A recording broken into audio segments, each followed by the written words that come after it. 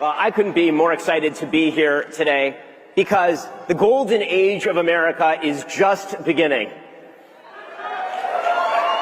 Man, I got to tell you, for the past few years I've been in a bad mood, and if you've watched my show, I'm usually in a bad mood. But I'm in a pretty good mood right now. Now, this is all happening because President Trump is a force. He is a historic force.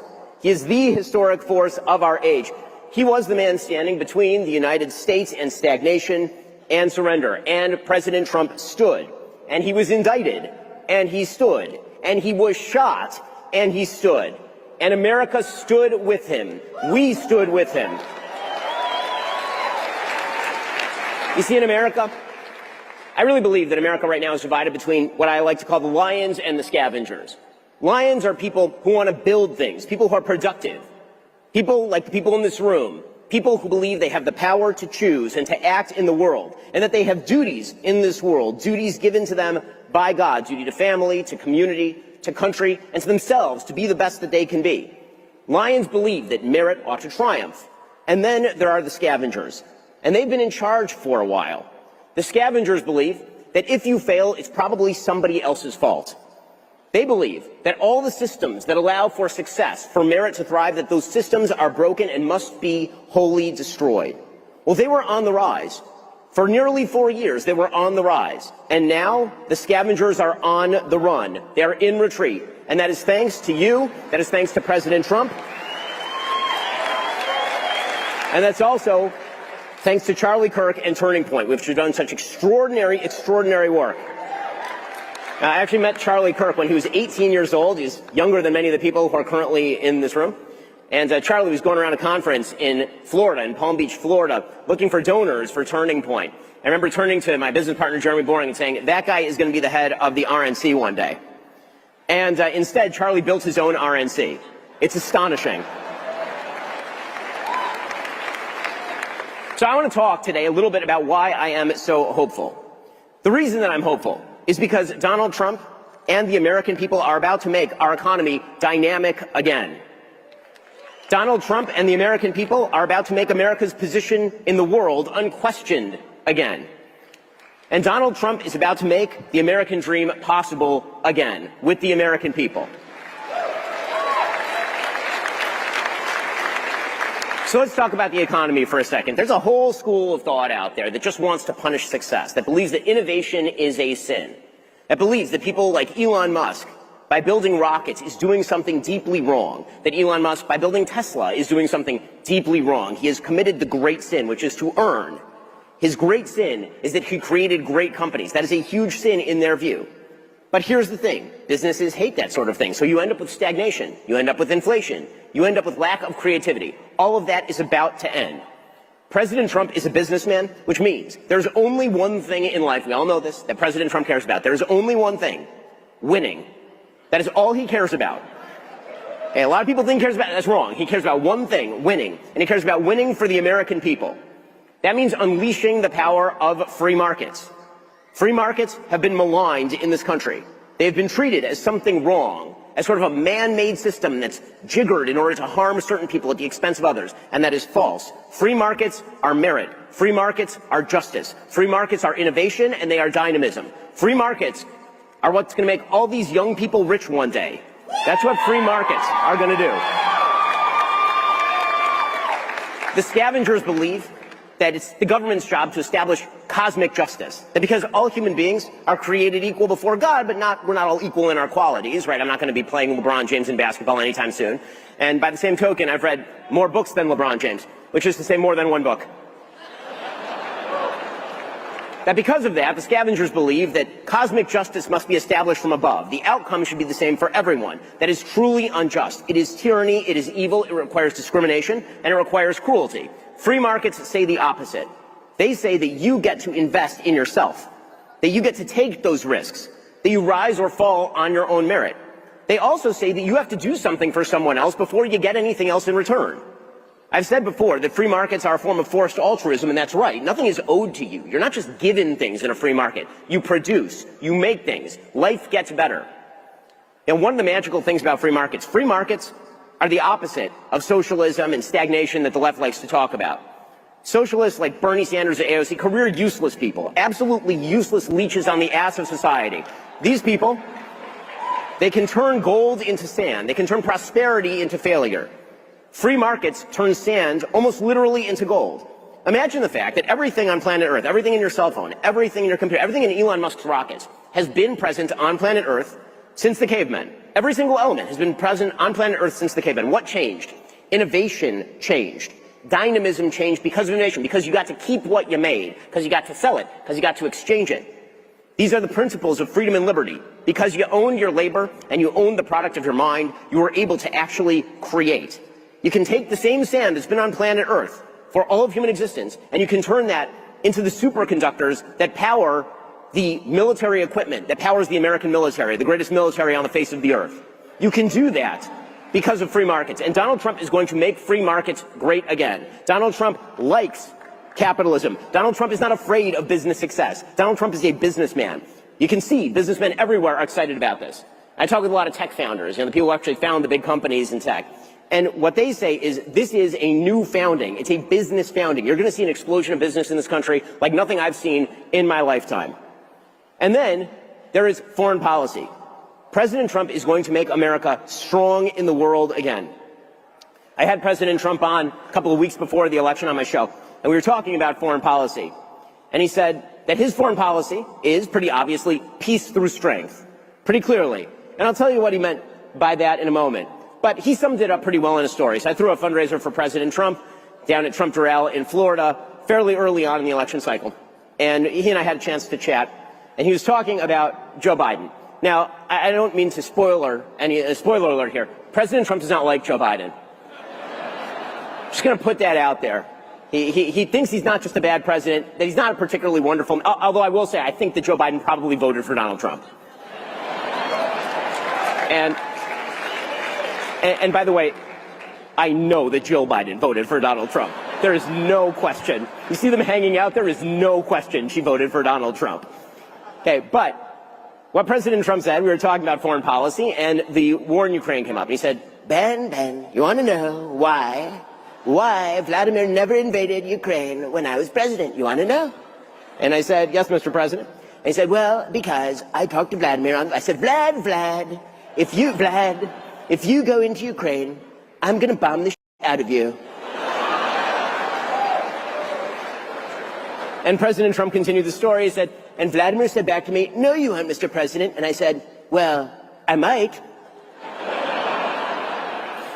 And then President Trump said, quite correctly, if there is a 5% chance that that is going to happen, you don't do the thing. This is the thing that President Trump knows, because he is a man who is credible on foreign policy. He's not like our current dead president. Usually, maybe he'll end up on a dollar bill or something, because usually you have to be actually dead to get on a dollar bill. Joe Biden has been dead for a while, so he might make it onto a dollar at some point. In any case, our currently dead president says things like don't, and then the rest of the world just does. Right. Meanwhile, President Trump says that, and the rest of the world goes, ooh, I don't know. This could get ugly. When we talk about President Trump's foreign policy, it is not isolationism. He believes in an America first foreign policy. And here's what I think that he means pretty clearly from his foreign policy in his first term. He means three things. One, America's interests are first. Now, this should be obvious. America's interests are paramount, obviously. This should be a truism. American citizens come first, right? We're Americans. We come first. This is America. Welcome to America, right? America first does not mean that America has no interests in the rest of the world. I can name off the interests America has in the rest of the world. We have an interest, for example, in seeing that Mexico doesn't ship a bunch of fentanyl up through our border. We have an interest in making sure that China doesn't take control of the trade routes through the Taiwan Strait, through which 92% of world shipping goes. We have an interest in ensuring that China doesn't ship the precursors for fentanyl over to Mexico. We have an interest in ensuring that Iran doesn't threaten American allies. We have an interest in all of those things. Now, that brings us to point two. America's interests have to be carefully calibrated to our investments in them. Okay, that doesn't mean that every solution is the same. So, there are lots of bad things happening all over the world at all times. If America only has a minor interest in a thing happening on another side of the world, we ought not get involved in that thing. Conversely, if we do have an interest in the other side of the world, or close to home, then not only ought we to get involved, we ought to do it in the most efficient possible manner. Which brings us to point number 3. When America's interests are on the table, all measures and means necessary to achieve those interests are on the table. That is why President Trump has been hyper-consistent in his application of foreign policy. Contrary to popular left-wing opinion that he's sort of throwing darts at a board or something, that is not true at all. President Trump wants America's allies to be strong enough to stand on their own. President Trump wants to make sure that America's enemies are in retreat. Why? Because anything else wouldn't be America winning, and President Trump wants America to win. Okay.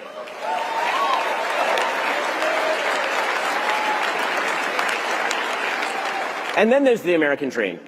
Now, the American dream has sort of been perverted in the United States over the course of the last few decades. But I think it's a pretty obvious dream.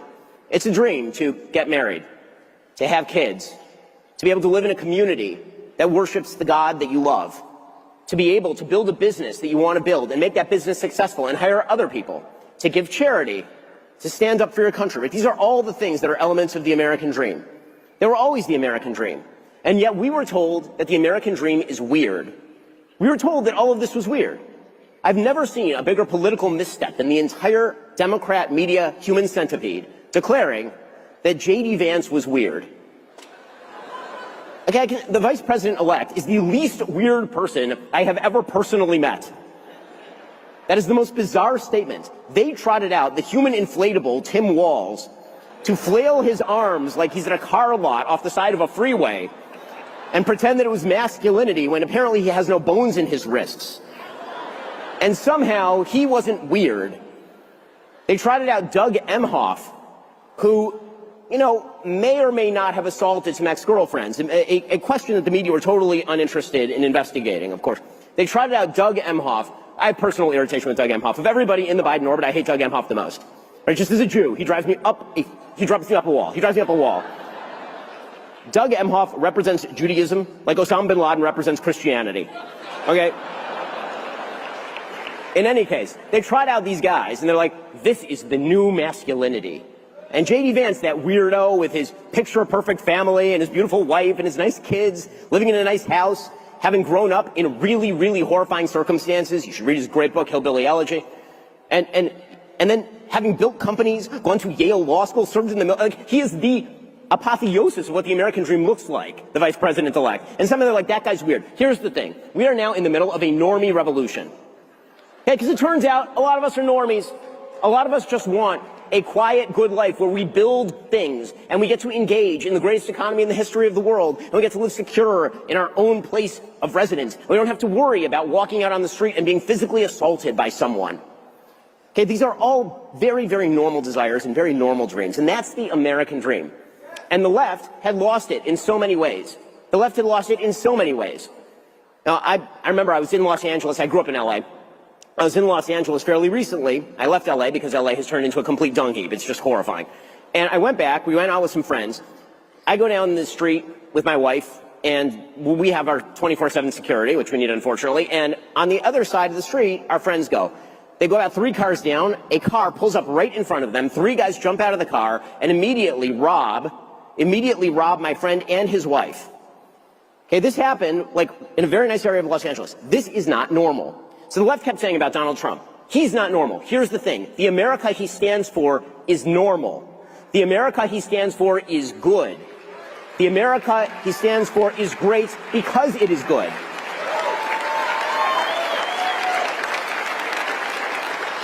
So that's why I'm in a good mood, because we're actually winning. But here's the thing. Winning requires constant work.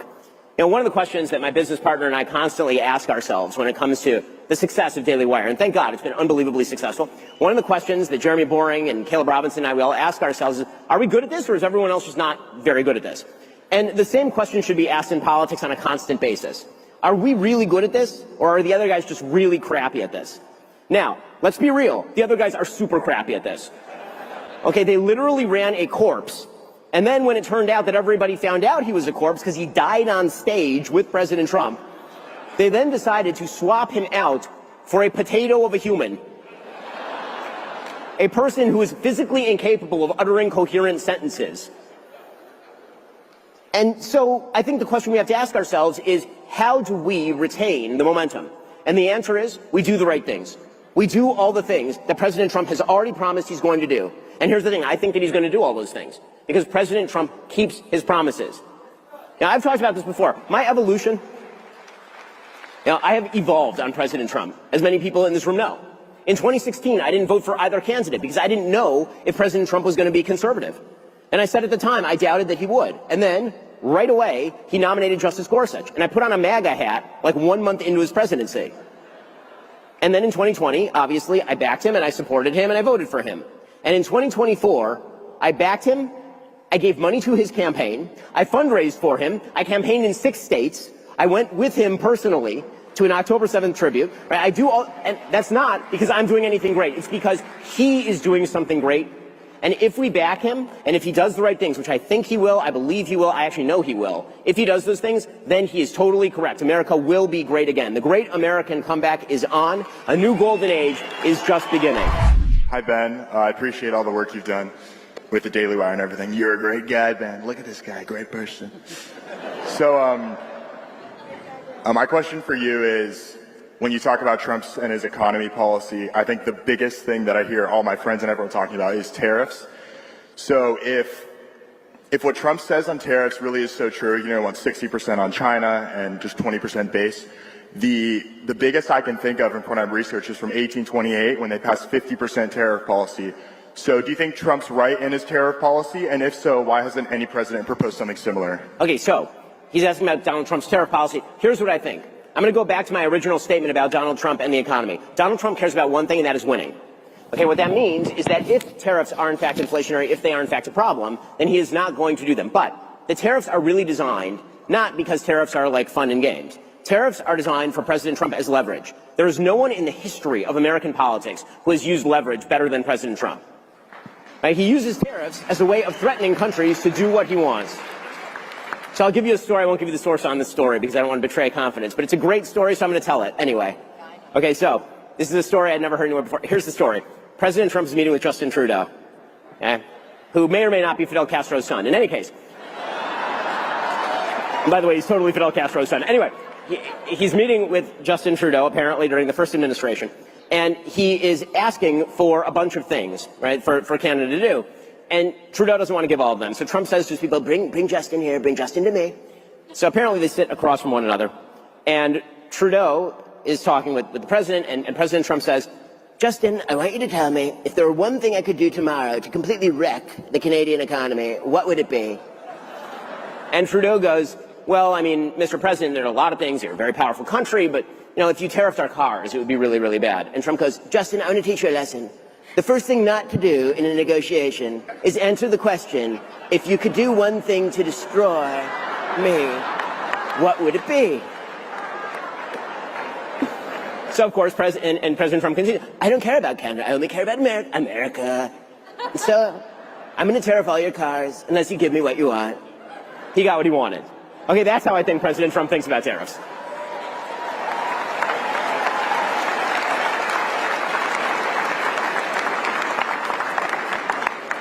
Hey Ben, super easy, fun question. After your review of Wicked and hearing you were a musical theater enthusiast as well, I gotta know what your favorite musical theater performance is.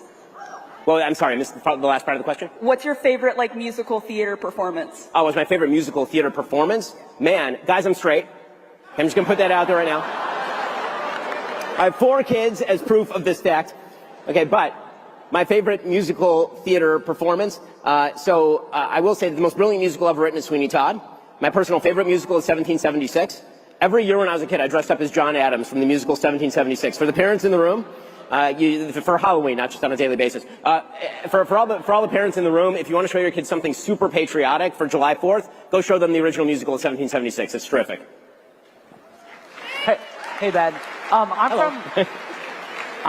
I'm from Western PA, near Butler. What was your first reaction when you heard Trump was shot? Oh, man. So, my first reaction is, it was actually on a Shabbat, right? It was on a Saturday for me, so I couldn't actually check the news. So my security came to me, and they said the president's been shot.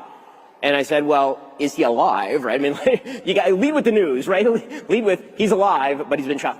My first reaction was that God clearly wanted Donald Trump to be president. I'm dead serious. Because there's no way to watch that tape. There's just no way. And see what happened, and see how close we came to the president's brains being splattered on a stage on national television. And not think that God physically reached his hand down into the world and took President Trump's head and went, that was legitimately my first thought. I was actually, it scared the hell out of me, but in a certain way, it was sort of comforting because when you see an open miracle, which is what I actually think that was, there's no way that shot should have missed. When I see it, and that's, obviously, it's a tragedy. There are people who are killed, and our condolences go to the families, and we give money to the families. Okay, but when you see something like that, an open miracle like that, the first thing that you have to think is God's hand is present in the world, and for whatever reason, God's hand is on Donald Trump.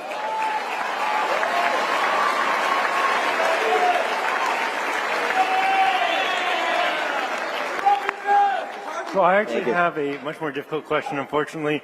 With President Trump coming in, how do you think he'll support Israel's war against Hezbollah and all their enemies, and how do you think that will go? Okay, so I think that President Trump, when it comes to the war that Israel is currently waging against Hezbollah, waging against Hamas, as I say, President Trump's metric is winning.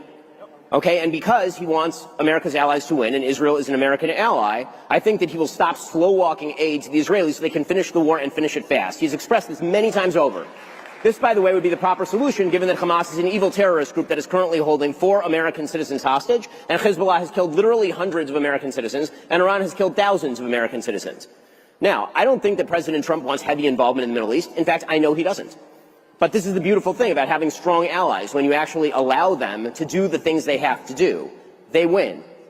And what Israel is doing right now is winning, and that is a good thing. It is a good thing for the world that Israel is winning. I have a kind of controversial question. Who do you believe the greatest pound-for-pound fighter of all time is? I'm sorry, the greatest? Pound per pound fighter of all time. Oh, UFC, wow, the greatest UFC pound-for-pound boxer of all time. Ooh, I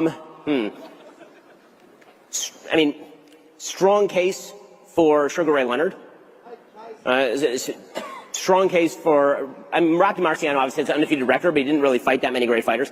But, I'm not sure how many people are into boxing arcana, so we'll leave it at that. Hey, so my name is Sam. One issue that I'm seeing here that I don't think is getting enough attention is the fact that India and Pakistan and various other countries like that are getting billions and billions of dollars from scamming Americans through robocalls and scam calls, and I really don't think it's getting enough attention. And what can we do about that? Well, I think first of all, when it comes to powers like India, certainly we can use economic leverage to get a crackdown on those sorts of activities, and I would hope that the president does a lot of those things. I think that he will. I also think that when it comes to the intelligence community, there are things the intelligence community can do in gathering information about the criminals who are currently perpetrating this sort of stuff, which is why, for example, Tulsi Gabbard should be approved as DNI.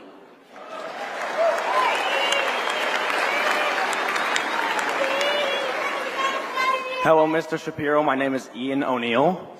First of all, I want to thank Mr. Kirk and you because I used to be deep blue in my ideology and I used to be a self-proclaimed socialist. Well, thank you.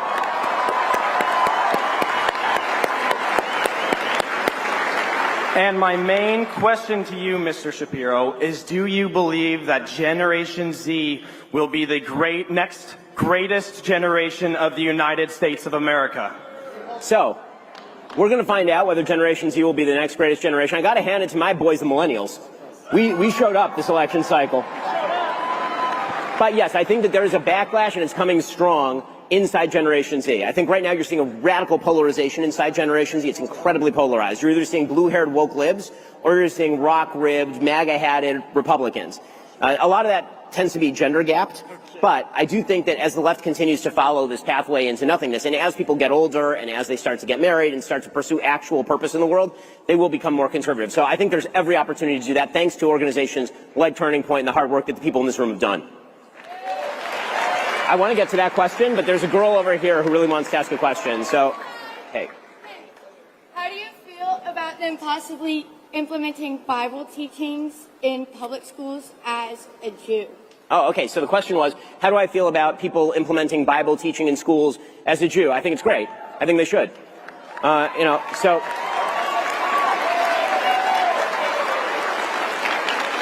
The Bible is the seminal document of Western civilization. You literally cannot be literate without knowing the Bible. The fact that everyone is treating the Bible as just sort of another document or as just a religious text misses the entire point, which is that all of America is built on biblical values, all of it.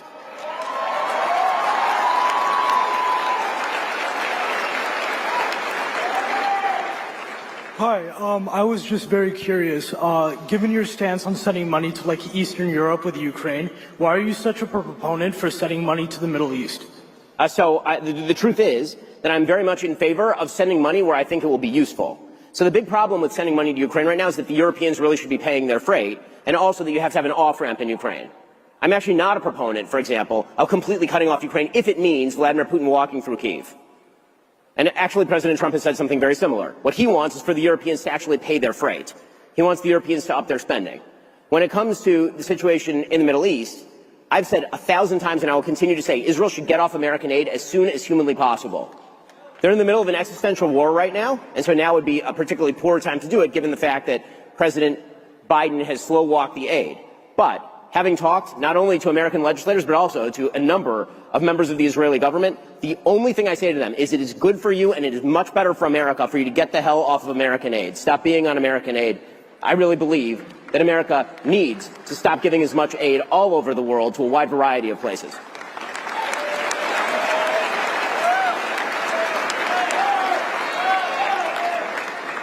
Oh, sorry. Yeah, you go and then look at this guy.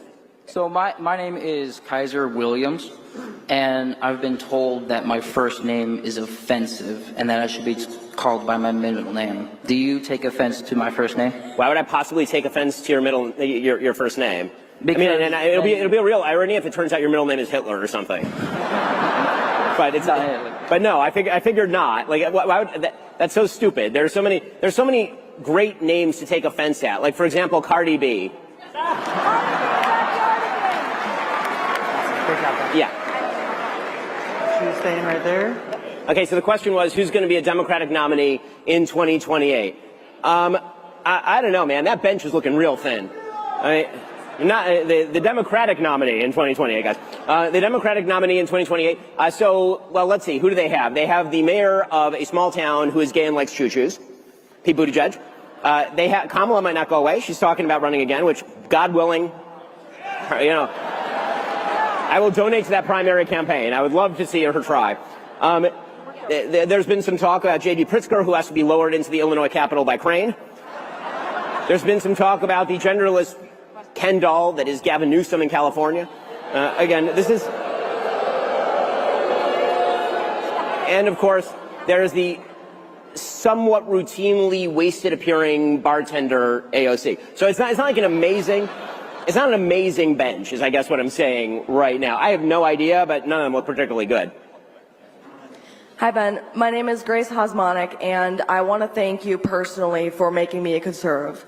I was a socialist and an atheist for 10 years, and because of you, the people of Daily Wire, I became a Christian and a conservative.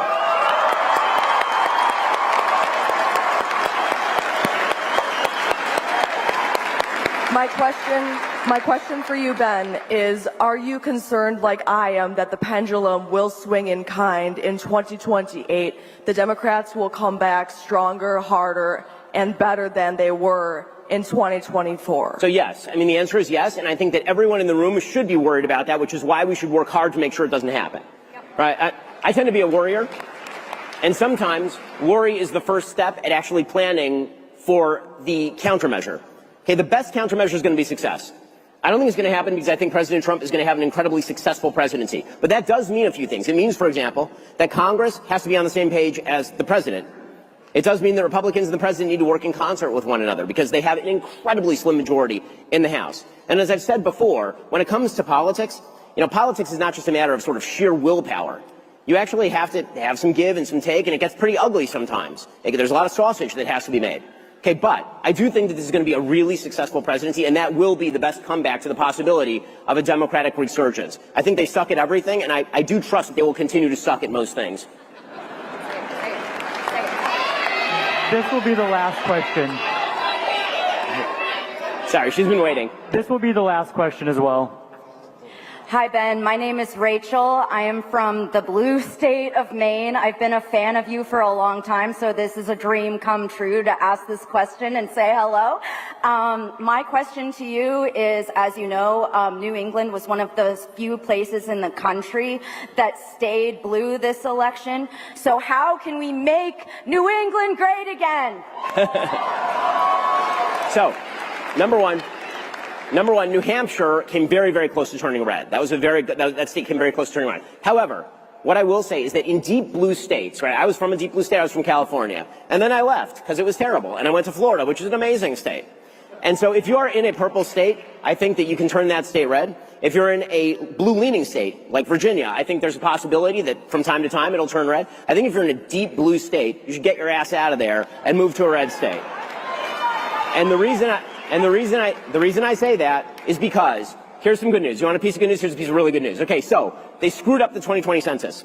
Okay, they really did. They actually screwed this up. The Biden administration acknowledged they screwed up the 2020 census. If they had done the 2020 census properly, that would have meant that electoral votes would have shifted from New York, Connecticut, Illinois, California to Florida, Texas, and Arizona, which means if they had done the census properly in 2020, Trump would have won without winning any of the blue wall states. That means by 2030, Republicans are in a commanding electoral college position. So, come on down. It's great. Okay, so I just want to finish with this note, guys. The future of the country is not just President Trump. The future of the country is in this room. It's on both sides of me. It's these young people here. It's the people who are in the audience who are building the businesses and creating the educational institutions that are building the social fabric of the country. The future of the country is beginning right now. And 100 years from now, people are going to look back to this inflection point in American history, and they're going to say, wow, President Trump was right, not just about his own candidacy, but about the American people. The American people, we kick ass. The American people are so great, and we are making the country great again. Thanks so much, guys.